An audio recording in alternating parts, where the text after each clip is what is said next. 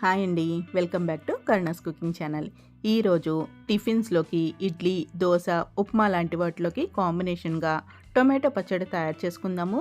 ఈ టొమాటో పచ్చడి ఫ్రిడ్జ్లో పెట్టుకుంటే 4-5 రోజుల పాటు నిలవ కూడా ఉంటుంది.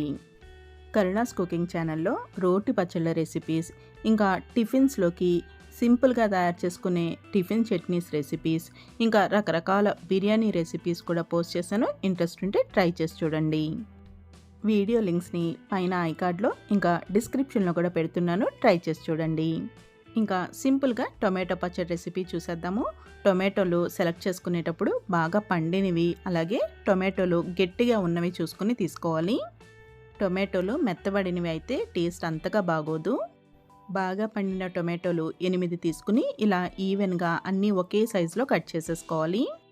ఇప్పుడు ప్యాన్లోకి 1/2 టీ స్పూన్ మెంతులు, 1/2 టీ స్పూన్ జీలకర్ర, 1 టీ స్పూన్ ఆవాలు, 1 టీ స్పూన్ ధనియాలు వేసుకుని దోరగా వేయించుకోవాలి.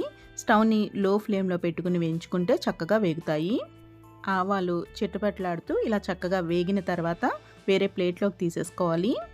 ఇప్పుడు ప్యాన్లోకి 2 గరిటెలు నూనె వేసుకుని, నూనె కొంచెం వేడైతే సరిపోతుంది. ఇప్పుడు 15-20 వరకు ఎండుమిరపకాయలని ఇలా చిన్న ముక్కలు కట్ చేసుకుని వేసుకుని వేయించుకోవాలి.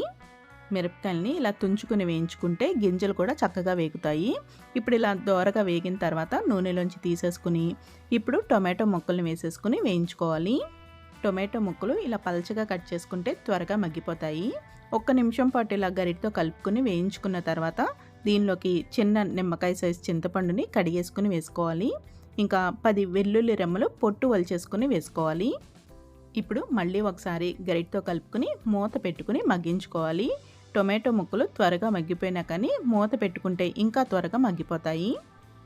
మధ్య మధ్యలో ఒకసారి ఇలా మూత తీసుకుని రెండో వైపు కూడా ఇలా కలుపుకుని మళ్ళీ మూత పెట్టుకుని మగ్గించుకోవాలి.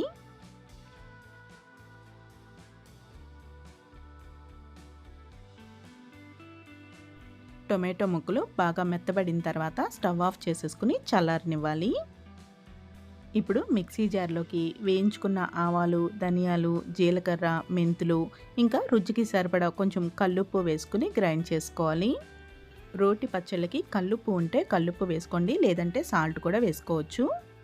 ఇప్పుడు దీనిలోకి వేయించుకున్న ఎండుమిరపకాయలు కూడా వేసేసుకుని గ్రైండ్ చేసుకోవాలి.